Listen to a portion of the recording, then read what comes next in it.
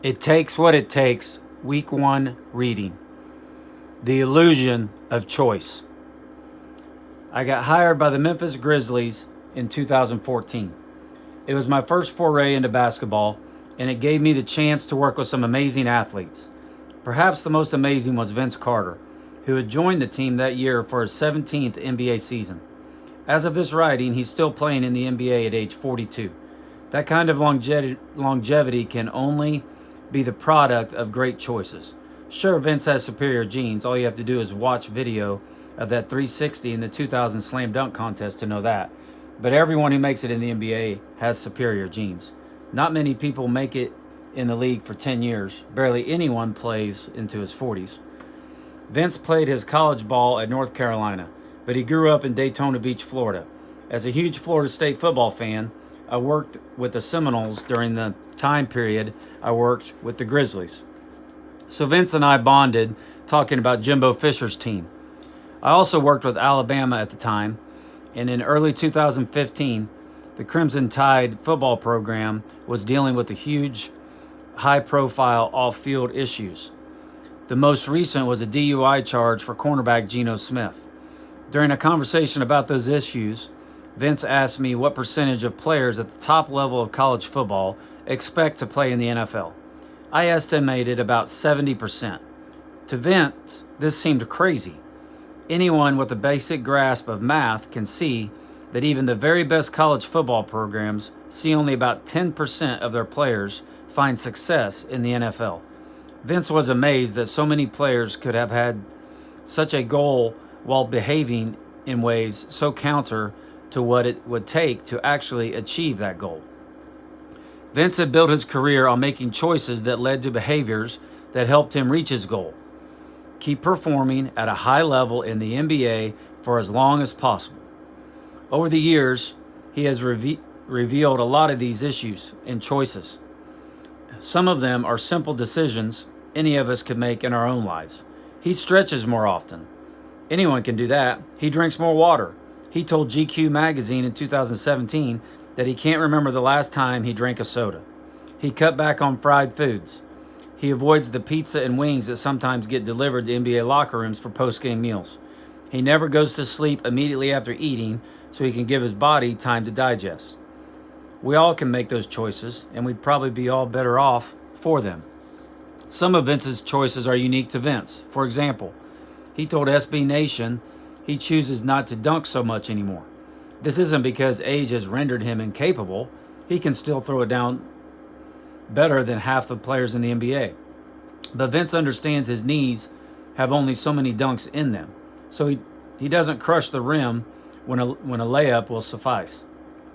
Also, a powerful dunk does have an immediate impact on him now. It takes a second or so to recover from it.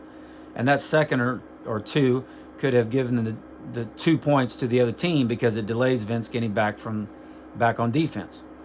Vince also works out after games now. While most of the other players are on their way home, or if they're making different choices to the club, Vince is in the gym. He focuses on his core during these workouts because keeping that core strong keeps everything else from breaking down. During that 2015 conversation, I asked Vince a question. Is choice an illusion? Of course, he said. There's no way he'd still be in the NBA in his late 30s if he'd done everything he wanted to do. He did exactly what was demanded. So it takes what it takes, I asked Vince. Exactly, he said. The next day I was scheduled to drive from Memphis to Tuscaloosa to meet with the Alabama football team. I couldn't get Vince's story out of my head, so I started typing. And then when I was done, I had the words I'd present to Nick Saban and the Alabama football team. The illusion of choice. A lot of times we feel as if we have choices to make about where we want to go and what it takes to get there. The reality is that what it takes to succeed is not really a choice. We get tired of talking about it. I get tired of talking about it. I know we all do, but we're going to talk about it until we resolve it. Anyone who runs a marathon will tell you that miles 20 to 26 are the hardest. And anyone who quits running at mile 22 will tell you they immediately felt better. And it's true. But days later, when they read about the people who finished ahead of them, who kept running, they will have instant regret. My point is that the only choice you had was to come to the University of Alabama and play at this school. Once you chose that, you said, I'm going to be an elite.